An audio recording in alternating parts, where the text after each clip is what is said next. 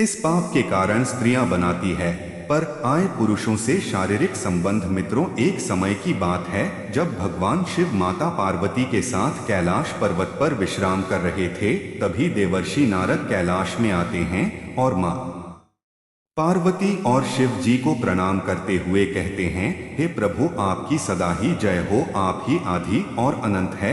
प्रभु, आज जब मैं पृथ्वी लोक पर भ्रमण कर रहा था तब मैंने देखा कि कई सारी स्त्रियां शिव महापुराण का पाठ कर रही थी और आप ही की पूजा मन से मग्न होकर कर रही थी। जो स्त्रियां भी सर्व गुणों से संपन्न पति की चाह रखती हैं, वे सभी आप ही को जल चढ़ाती हैं, सोमवार के दिन उपवास तथा निर्जला व्रत करती हैं, आपको ही परम परमेश्वर रूप में पूजती है। हे प्रभु, आप जैसे पति पत्नी बनकर 7 जन्मों के फेरे भी लेती है। हे प्रभु, एक शाश्वत सत्य यह भी है कि माँ पार्वती और भगवान शिव की जोड़ी तीनों लोकों में अनंत काल से प्रख्यात है। किंतु आज मैंने एक विचित्र घटना को देखा कि कुछ स्त्रियां पति की आंखों में धूल झोंककर अन्य पुरुषों के साथ अनैतिक संबंध बना रही थी। देख मेरे मन में 3 प्रश्न उठे। हे प्रभु, मैं इन्हीं प्रश्नों के उत्तर जानने हेतु आपके पास आया हूँ। कृपा करें और इस भक्त की आशंकाओं को दूर करें। मित्रों, तब भगवान शिव कहते हैं, नारद मुनि, आप अपनी शंकाओं को निसंकोच होकर कहिए, मैं अवश्य ही आपकी शंकाओं का निवारण करूंगा। तब देवर्षि नारद कहते हैं, हे प्रभु, मेरा पहला प्रश्न है कि किस श्राप के कारण स्त्रियां पराये पुरुषों के साथ संबंध बनाती हैं। मेरा दूसरा प्रश्न है कि पति से धोखा करने वाली स्त्री के साथ क्या होता है। और तीसरा प्रश्न है, पति के अलावा अन्य पुरुष के साथ संबंध बनाने से स्त्री को कौन सा पाप लगता है। मित्रों, तब भगवान शिव कहते हैं, हे नारद मुनि, आपने समस्त नारी जाति के कल्याण हेतु महत्वपूर्ण प्रश्न किए हैं। इन सारे प्रश्नों के उत्तर मैं आपको इस कथा के माध्यम से देता हूँ। आप इसे ध्यान से सुने। जो भी स्त्री पुरुष इस कथा को ध्यान से पूरा सुनता है, उसकी सारी मनोकामनाएं पूरी हो जाती है तथा उसे मनचाहा जीवन साथी मिल जाता है। जो कोई इस कथा का प्रसार करता है, उन पर मेरी कृपा दृष्टि सदैव बनी रहती है। तब देवर्षि नारद कहते हैं, हे प्रभु, मैं इस कथा को पूरा ध्यान से सुनूंगा और इसका प्रसार भी करूंगा। कृपा करें और इस भक्त की जिज्ञासा को शांत करें। मित्रों, तब भगवान शिव कहते हैं, हे नारद मुनि, एक समय की बात है, ब्रह्मा जी ने जब सृष्टि निर्माण का कार्य शुरू किया था, तब स्त्री की रचना करने में उन्हें कई वर्षों तक अभ्यास कर हर अंग और उसके अंदर गुणों की रचना करनी पड़ी। उसके मन को अति जटिल प्रकार से निर्माण किया गया, इसलिए स्त्री के मन को समझ पाना बहुत कठिन होता है। उसके अंदर सौम्यता और निष्ठुरता के दोनों गुणों को डाल दिया था। उसी प्रकार से उन्होंने स्वयं के शरीर से एक कन्या भी उत्पन्न की थी, जिसका नाम अहिल्या था। यह वही कन्या है जिसको मिले श्राप के कारण आज कई सारी स्त्रियां पर आए पुरुषों के साथ अनैतिक संबंध बना रही है। इसी अहिल्या की कथा में आपको सारे प्रश्नों के उत्तर मिल जाएंगे। देवी अहिल्या अत्यंत सुंदर, गुणवान और चरित्रवान स्त्री थी, जिसे वरदान था कि वह हमेशा के लिए केवल 16 वर्ष आयु की ही सुंदर कन्या बनी रहेंगी और कभी भी उनकी सुंदरता कम नहीं होगी। फिर एक दिन जब ब्रह्मा जी ने उसे शिक्षा प्राप्त करने हेतु महर्षि गौतम के आश्रम में भेज दिया था, वह कन्या इतनी सुंदर थी कि उसे सारे संसार के देव और दानव अपनी पत्नी बनाने की इच्छा रखते थे। किंतु जब मोरनी गौतम के आश्रम में अत्यंत सुरक्षितता में शिक्षा ग्रहण करने बाद जब उसे ऋषि गौतम ने वापस ब्रह्मा जी के पास भेजना चाहा, तो उनके मन की पवित्रता को देख ब्रह्मा जी ने अहिल्या का विवाह मुनि गौतम के साथ करा दिया, यह कहकर कि आपके जैसा योग्य वर पूरे संसार में नहीं है। मित्रों, तब भगवान शिव कहते हैं, नारद मुनि, फिर कुछ दिन बीतने के बाद जब देवी अहिल्या गंगा तट पर स्नान करने हेतु गई थी, उसी समय देवराज इंद्र भी उसी वन में विहार करने के लिए आए थे। जब इंद्र की कुदृष्टि अहिल्या पर पड़ी तो वह उनकी सुंदरता को देख इतने मोहित हुए कि देवराज इंद्र अपने इंद्रियां की लालसा में हो गए। मित्रों, जब इंद्र को इस बात का पता चला कि उनका विवाह ऋषि गौतम के साथ हो चुका है, फिर भी वह उनके पीछे उन्हें पाने के लिए पड़ गए। वह हर रोज उन्हें देखने के लिए छुप छुप कर उनका पीछा करने लगे। उसने ऋषि गौतम और देवी अहिल्या की सारी गतिविधियों को जान लिया और फिर एक दिन चंद्रमा के पास गए। मित्रों, भगवान शिव कहते हैं, नारद मुनि, जब भी कोई व्यक्ति अपने मित्र का चुनाव करता है तो सबसे पहले उनके आचार विचार एक जैसे ही होते हैं, जैसे कि किसी चोर का मित्र चोर ही होता है और संत का मित्र संत ही होता है।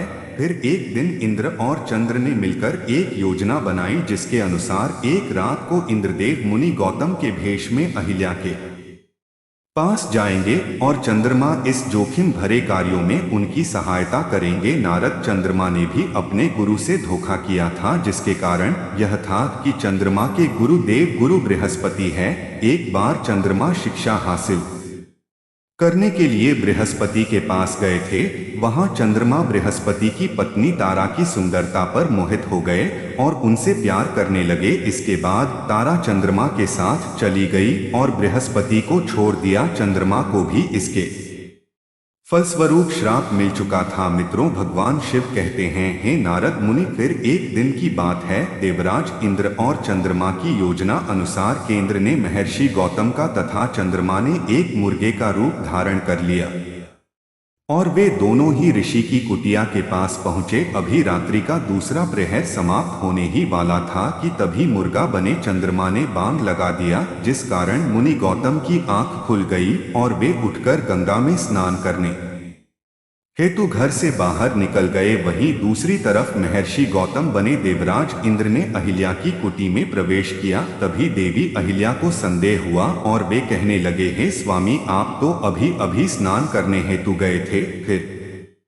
इतनी शीघ्रता से वापस लौटकर क्यों आए हैं? कोई समस्या है तो आप मुझसे है। तभी मुनि रूप धारण करने वाले इंद्र बोले, हे देवी, मेरे मन में काम वासना जाग उठी है, आप इसे शांत कीजिए, फिर मैं स्नान पूजा आदि कार्य करने हेतु चला जाऊंगा। अपने पति को ऐसे व्याकुल देख देवी अहिल्या शर्माते हुए बोली हैं, स्वामी, अभी तो प्रातः काल है, इस समय मुझे काम क्रीड़ा करना ठीक नहीं लगता है। किंतु इंद्र ने अहिल्या को अपने पतिव्रता धर्म की कसम दिलाते हुए उन्हें शारीरिक संबंध बनाने पर मजबूर किया। मित्रों, भगवान शिव कहते हैं, नारद मुनि, दूसरी तरफ जब ऋषि गौतम स्नान करने हेतु जब गंगा तट पर गए तो उन्होंने देखा कि कोई भी अन्य व्यक्ति वहां पर नहीं था और काफी समय बीत जाने के बाद भी वहां गहरा अंधेरा छाया हुआ था। उन्हें जब किसी अनहोनी का आभास हुआ तब वे शीघ्रता से अपने घर वापस आए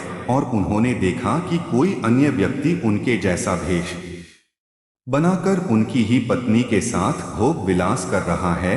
ऋषि गौतम को देख अहिल्या और देवराज इंद्र अचरज में पड़ गए तथा शर्म के मारे दोनों ने की नजर से अपने वस्त्र परिधान किए। तभी ऋषि गौतम को अपनी पत्नी की ऐसी हालत देख उन्हें बहुत गुस्सा आया और वे बोले, हे दुष्ट नारी, आज तुमने अपना पतिव्रता धर्म खंडित किया है।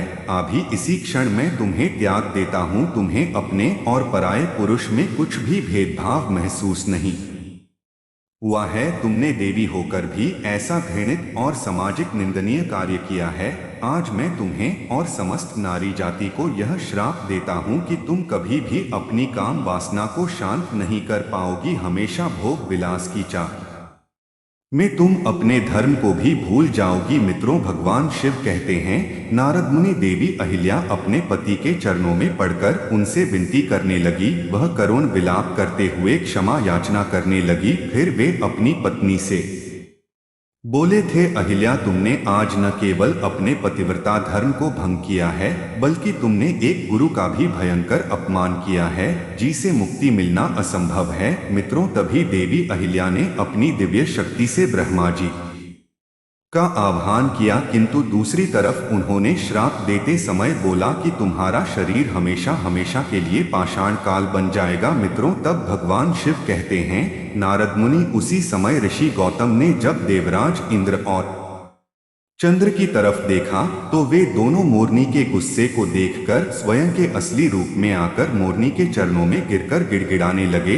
लेकिन गौतम ऋषि ने अपने कमंडल में जल उठाते हुए देवराज इंद्र को श्राप दिया कि जिस स्त्री की योनि की चाह में तुमने आज जो घृणित कार्य किया है, इसके फलस्वरूप तुम्हारे शरीर पर हजारों यानियां उत्पन्न हो जाएंगी। और चंद्र को भी उन्होंने श्राप दिया। मित्रों, उसी समय ब्रह्मा जी सहित अन्य देवता वहां पधारे। वे सभी होने को टाल न सके, क्योंकि मुनि श्राप दे चुके थे। जब इन सारी बातों का पता देवताओं को लगा, तब उन्होंने ऋषि गौतम से विनती की और अहिल्या के श्राप से मुक्ति का समय पूछा। तब मुनि गौतम ने बताया कि त्रेता युग में श्री हरि के अवतार राम आएंगे और इस पाषाण रूपी मूर्ति को पैर से छूने के बाद ही वह इस पाप से मुक्त हो जाएगी। अब तक के लिए इसे स्त्री की आत्मा को घोर नरक की यातना भोगनी पड़ेगी।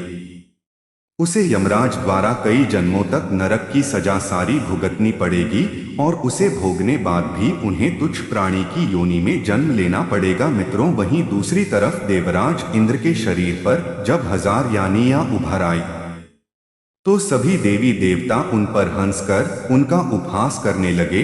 तब इंद्र सहित सभी देवता ऋषि गौतम से इस शाप का उपाय मांगने लगे। तो उन्होंने सभी का सम्मान करते हुए उन सारी योनियों को आंखों में बदल दी। मित्रों, शिव जी कहते हैं, है देवर्षि नारद, अब आपको समझ आया होगा कि आखिर किस श्राप के कारण स्त्रियां पर आए पुरुषों के साथ संबंध बनाती है। और जो भी स्त्री दूसरे पुरुषों के साथ भोग विलास करती है, उसे कई वर्षों तक नरक की सजा भोगनी पड़ती है। जो भी स्त्रिय अपने पतिव्रता धर्म का पालन करती है, उस पर मेरा आशीर्वाद बना रहता है।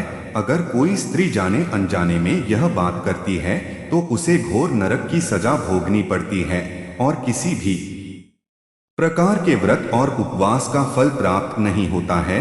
उसके सारे पुण्य कर्म शून्य हो जाते हैं। नारद, आपके तीसरे प्रश्न के अनुसार पति को धोखा देकर पर आए पुरुष के साथ संबंध बनाने वाली स्त्रियों के सारे पुण्य समाप्त होते हैं और जो भी पुरुष दूसरों की पत्नी के साथ जबरदस्ती या मजबूरी में गलत कर्म पाप करता है, उसे भी मृत्यु के बाद नरक में ही जाना पड़ता है और अगले जन्म में उस पुरुष को किन्नर की योनि प्राप्त होती है। जो भी स्त्री या पुरुष अपने जीवन साथी के साथ छल पूर्वक व्यवहार करते हैं, उन्हें भी कई प्रकार के कष्ट भोगने पड़ते हैं। हे नारद, अब मैंने आपके सारे प्रश्नों के उत्तर दिए हैं। तब देवर्षि नारद कहते हैं, हे प्रभु, आज मैं धन्य हो गया हो। तो मित्रों, आशा करते हैं आपको यह कथा अवश्य ही पसंद आई होगी। तो कमेंट में सच्ची श्रद्धा से हर हर महादेव अवश्य लिखें। साथ ही चैनल को सब्सक्राइब करना ना भूलें।